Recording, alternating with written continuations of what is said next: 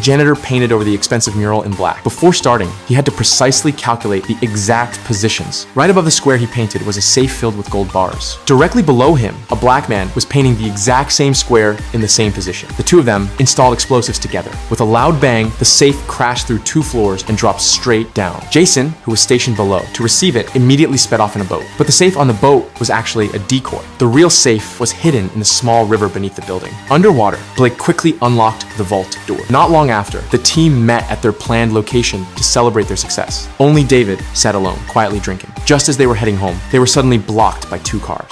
David pulled a gun and took Jason hostage. His accomplices loaded all the gold bars into their own vehicle. Once the heist was complete, David immediately shot Blake in the chest. John swore he would kill David to avenge Blake. A year later, John finally tracked David down. At the time, David was at a pawn shop trying to exchange the gold bars for cash. The shop owner quickly realized the gold was stolen. To silence him, David shot the owner on the spot. But the entire scene was captured on surveillance cameras. The next day, Jack intercepted David's phone call. He learned that the gold was still inside the safe. David had now hired a helicopter and 3 armored trucks to move the gold to a new location. Meanwhile, John came up with a new plan. But out of the 3 trucks, only one actually carried the gold. John pointed out that the truck carrying the gold would ride lower to the ground because of the weight. The hacker compared the surveillance footage and finally identified the right truck. He then hacked into the traffic system and guided the armored trucks along his planned route. John drove to a subway station and stopped his car right on the tracks, just as the train was arriving. At that moment, the hacker shut down the entire subway system, blocking all the exits. Jack immediately detonated a small atomic bomb. The truck carrying the gold dropped right in front of them.